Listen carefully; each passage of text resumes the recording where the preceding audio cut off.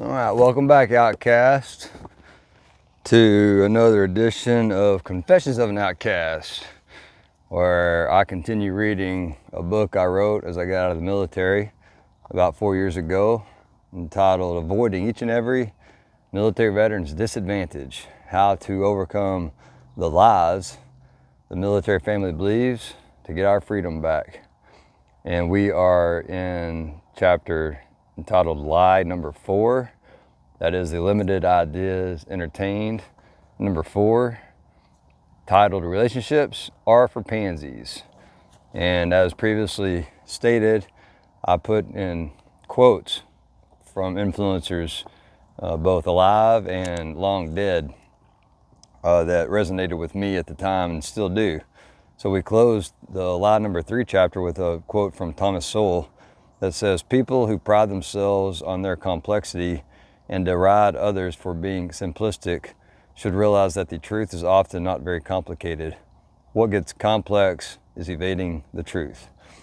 And now we open up Lie number 4 with a quote by Viktor E. Frankl, who said, "Between a stimulus and any response, there exists space. In that space exists the power to act or not, to communicate.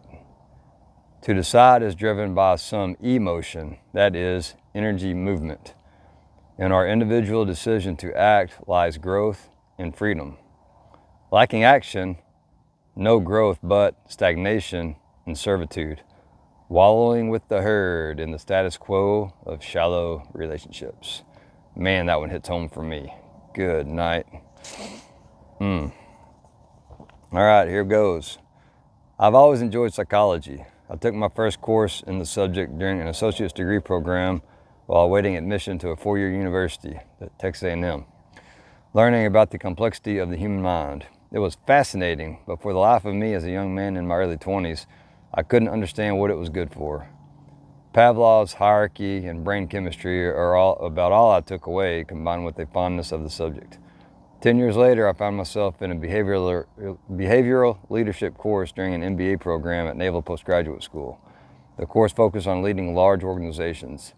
I found this a fascinating subject too, but I still could not figure out how the course material connected to real-world opportunities and challenges. The gap between academic theory and real-world application is wide. Applying scientific methods and modeling while setting aside real-world variables simplifies things too much, and applicability gets lost. So check the block, get the grade, and move on. That's what we're doing again today in college. Go figure. I didn't think much about psychology again until I was near 40 years old, and a successful serial entrepreneur offered his coursework at extremely discounted prices as COVID-19 began to desolate the economy. I decided that was my opportunity to begin fully preparing for my life beyond active duty, and it became an opportunity of a lifetime. His course did not begin with a business idea or how to set up a business or anything like that. It began with me getting to know myself and what it is I want out of this life. That included helping me overcome my self-limiting beliefs I had unintentionally adopted because of the systems we live and work in. These systems bombard us with information and hypnotize us to be indifferent to and content with the status quo. After helping me to get a grip on myself and what it is that I'm all about, he turned my attention to psychology, influence, persuasion, and the mind. He explained that once we grasp an understanding of the human mind, it is easier to develop relationships. The hard sell technique used by door-to-door salespeople, insurance agents, and on new used car lots was not the only way to keep a roof over your head and food on the table. Making a living like that, it sucks. The single most important skill someone must master to do well in business and life is to understand how the human mind works and leveraging an understanding of that biology and chemistry to provide people with value they need, whether they know they need it or not. Discussing the science of the brain is beyond the scope of this work, and I won't pretend to be an expert on it. Maybe in the next book I'll unpack all of that. Back on track though, what I mean is realizing how physical and mental prowess is connected to our individual ability to control emotions, interacting with our environments, and making the intentional choice to send a positive message into the world. This allows for people to get to know, like, and ultimately trust us to do right by them in a fruitful relationship. It was a revolutionary insight for me, despite already having 4 degrees from higher academia and 2 decades of professional experience. This wake-up call came from a former enlisted U.S. Marine with not an hour of higher education under his belt. And in fact, as he tells it, he barely graduated from high school. So why that story, you're asking? Relationships will either bring joy to us or turn it away. That also means business in the form of a job or in business for yourself. Because without income, there may be little joy in our lives, as we'll be worried with putting food on the table and keeping a roof over our head, as Pavlov teaches us with his hierarchy of needs. Not only that, but your relationships will also either bring life to our world or suck the life right out of the precious little time we have. The lie. Many service members believe that to succeed, they must know people in high places without consideration of their peers and subordinates. The fallacy today is, who you know matters most. So if you can jump on coattails in the premier assignments to best position their records for promotion opportunity, there's simply not enough opportunity. Those jobs are limited, but that's only half the story. There's a much larger group of us who never touch the coattails. The places where the work happens are much more common. The truth. The belief that it's who you know still matters is a 20th century holdover that will ambush you in today's information age. What matters now is creating and maintaining good relationships with people who know you, like you, and trust you. Relationships are not only important to our self-pillar in life, they are just as important to our health and wealth pillars, which I will discuss in the next 2 chapters. Today, you're known through online presence, and we'll dig into that before the end. A young officer while in training pipeline asked me the following question. Oh, how I wish I would have asked this question when I was his age. He said, what's the importance of maintaining contacts as I move forward, whether in or out of service? This question is significant for 2 reasons. First, most of us will leave service while we are still alive. Being blind to this fact is a trap that many don't recognize until they fall into it. It only dawned on me 2 years ago that our ships will return to port and that the crews in uniform will end. Yes, I'm slow to the dinner table. Second, relationships are the foundation for a full, rich life. All words have meaning. That is straightforward, but I have found during my time in this world that people sometimes perceive words differently from how a speaker intends them. Bottom line, words matter, and how they are delivered matters most. Before going on, let's define relationship so we are all on the same page. Relationship is the state of being connected or related. Relationship consists of the mutual dealings, connections, or feelings that exist between 2 parties. These parties can be people, organizations, countries, etc., and the dealings can be personal, business, political, etc. Relationships are built and maintained through communication, both verbal and nonverbal. Given that most everything we do in this world involves other people, it is extremely important for all of us to understand how to relate to other people and how people relate to one another. There is potential for our time in service to put us at a real disadvantage here, simply due to the nature of how people around us come and go. Service members typically do not get to choose the teams with whom they work, nor do we have any say in who arrives and departs at our command, duty station, organizations. Within this paradigm, it's easy to see why there would be little emphasis on cultivating relationships. Our environment and the individuals we encounter within it are so outside of our control that from our perspective, they can seem like little more than random occurrences. This is in stark contrast to how things work in the business world. It is in stark contrast to how non-military society operates in general. If we take the perspective that our dealings with our fellow service members not only are transient but should be, if we believe that this isn't just characteristic of the military but of the world, then we are really setting ourselves up for shock and failure in our post-military lives. The old saying, it's not what you know but who you know, is about half right. Who knows you, what they know about you, how they know you, how well they like you, and whether or not they trust you, however, are all way more important matters than the shallow and unmeaningful approach of who you know. Others get to know you through communication or a lack thereof. It took many years and yes, another bout of luck to realize this. Decades of my life passed without me fully understanding this most basic of lessons. At least I realized it at 40 years old though, and not at 70 or never.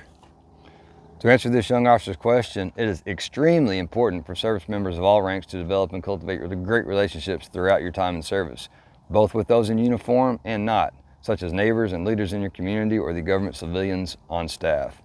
These relationships will unlock tremendous doors for you while you're in uniform and beyond. But ultimately, they are not just about you. Relationships, by their very nature, are reciprocal. If we develop relationships as we progress through the ranks, we'll become a resource for others to pull from, because they will know us, they will like us, and they will trust us to provide guidance and resources that are in their best interest, as long as we get to know them too. Good relationships, my friend, are what being alive is all about. Having a bounty of them is a wonderful way to live. I cannot stress enough the importance of being known, liked, and trusted and that is achievable only through communication. One way to become known is by being great at something. Be great to those you're meant to serve. Be great to your family. Be a great friend. Be a great lover in every sense of the term. Be a great worker. Be a great colleague. Be a great person every hour of every day. Remember, time is ticking away. Becoming known in any capacity and then getting to know others begins with you and how you communicate. Getting to know people takes the ability to listen, not talk.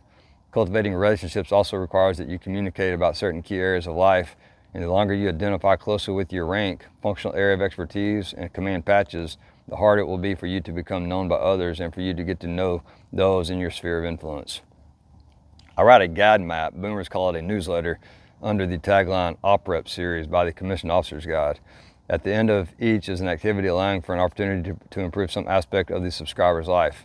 In OPREP 01, the activity is getting to know yourself. This is a crucial first step in being able to relate to others, getting to know others through communication, and then for them to begin to know you, perhaps like you, and then ultimately trust you. Your ability to get to know others and for them to know you is critically important. But how do we get to know someone? Should you talk about sports or the weather? Should you talk about work? How do we go about getting to know other people? Creating a relationship takes opening ourselves up to others by talking and listening to them, joined with an astute use of body language. There's a simple formula that is useful for developing relationships and intentionally building rapport with strangers. The approach uses the acronym FROM, F-R-O-M, family, recreation, occupation, and message, or money, some say. Begin a discussion with a stranger through a simple greeting. Ask where they are from, where their family is found, and the like. Find common ground and dig a little deeper, but do not interrogate. This is how you build rapport, and rapport is what relationships thrive upon. Immediately move on to recreational activities and find common ground there. Sports fanatic, boating or sailing, hunting or fishing. What do you enjoy doing for fun, currently or in the past? Any sports injuries or stories to tell? Bring it up. Don't move on to work yet. That is usually boring. Then pivot into the occupational arena. What kind of work are they into? Do you know anyone in that field? Did you wish to do that too? Like it? Hate it? Relate their answers to what it is you do, and again, build rapport by connecting their experiences to those of yours or others you know. Don't overthink it. It takes practice to become good at this, but it's a vital skill. Being conversational and interested in others makes you more likable. Lastly, especially in today's environment, discuss your message or theirs and perhaps the economy. What message are they trying to spread? What is your message for them? The economic landscape today is treacherous, so gain insights from others as they will offer unique perspectives and broaden your horizon. Do they own a home or rent? Why did they decide to do one over the other? Talk about interest rates, retirement savings, the stock market, local business, post-military desires. What did they experience in 2006, 2012? This is all fair game to bring up as you get to know this new person and they get to know you. Connect it back to your message in there. Build rapport and seek to find common ground, establish a bond, build a relationship. Given that time is of the essence, it's important that you begin today to develop the relationships you'll desire and need in the future. Additionally, don't deprive those who have had a chance to get to know you of the value you can offer them in their lives, in both work and leisure. Approach your military service as a business of one, whether your ultimate post-military goals are to 1, truly retire from employment and never to work again, or 2, to enter corporate America and climb that ladder in the rat race if you get off the hamster wheel. Or 3, return to the government service, employee at any level. Or 4, strike out on your own as an entrepreneur, solopreneur, vetpreneur, or any other preneur you might dream up. All these routes will be enhanced by a strong and solid foundational network of people who know, like, and trust the KLT trifecta, you. Through the KLT trifecta, you will be unstoppable. You will have limitless opportunity to add value to other people's lives and to enhance your own while doing so. It is an approach you will not regret. I guarantee that too. Your success in life, not just as an officer in the U.S. Armed Forces, but across all areas of your life, depends on what action you take now. The life you are meant to live is unique to you. What you will have the opportunity to do with it is built around relationships and subsequent network you develop that, depending on your decisions, will be worth something or worth nothing. Relationships are what being on this planet is all about, living life to our fullest in the company of those we enjoy being around and trying to make a positive difference in the lives of others, even in the lives of those we may not particularly like. When we do this, we feel better about ourselves and others feel better about themselves. It is unfortunate that at 40 years old, I'm just now realizing this fact, but what about all the poor souls who never realize it? What if I had gone another 20 years before realizing it? That would have been a tragedy. We're all looking for increase in our relationships, increase in our health, increase in our status of self, and increase in our wealth. I define them based on my unique time on this earth, and you have the right and, in fact, duty to define them for yourself, too. Everyone around you will thank you. A guide can help you ask the right questions and find your unique answers and to get that information faster. Do not believe that relationships are for pansies. It is not true. Relationships are the foundation of life. If you do not see that, then opportunities will pass you by. Luck exists at the intersection of preparation and opportunity. Don't simply exist through the years by not truly living life to your fullest potential. Relationships are not for pansies. Relationships are for the strong. Not intentionally developing and, as importantly, maintaining your relationships and using a smile as a happy, confident service member while in the military and in the community outside of it is, yes, you already know it, another tremendous disadvantage to the military veteran and their military family. So I've got a little chart here, or table here, that is split into truth and honesty. Truth in the left-hand column, honesty in the right-hand column, and there's 3 rows. Truth, 1, refers to quality of facts and or information, accurate representation of reality. Honesty refers to human quality, expressing opinions and feelings accurately. Truth, emphasis, more on the accuracy of fact or information as observed in the physical world and the events in it. Honesty is the emphasis on several virtuous qualities, including fairness, sincerity, presenting facts in a convincing and accurate manner. And lastly, truth, an idea, proposition, or judgment that is true or accepted as true. Honesty is the quality of being virtuous and sincere, an ability to present facts convincingly and accurately. And we end with a couple of quotes. First, from Thomas Sowell, "Rhetoric is no substitute for reality." And from Thomas Jefferson, "Honesty is the first chapter of the book Wisdom." And closing with Thomas Sowell again, "When you want to help people, you tell them the truth. When you want to help yourself, you tell them what they want to hear." So that concludes law number 4, limited I entertain number 4, that relationships are for pansies, because they absolutely are not. And yeah, I had a couple of different, what you call, verticals in my coaching business then, which I got up to 8 clients before the floor fell out from underneath me in my military transition, and I stepped on a landmine and lost some limbs and my mind. And that commissioned officer's guide idea is still out there. And those OpRep series newsletters are on Substack, and I believe I posted them to LinkedIn also. I think I called them knowledge bombs for the military veteran or something like that. Knowledge bombs for the Armed Forces family, I think, on my LinkedIn page. So if you're interested in checking those out, feel free to head over there.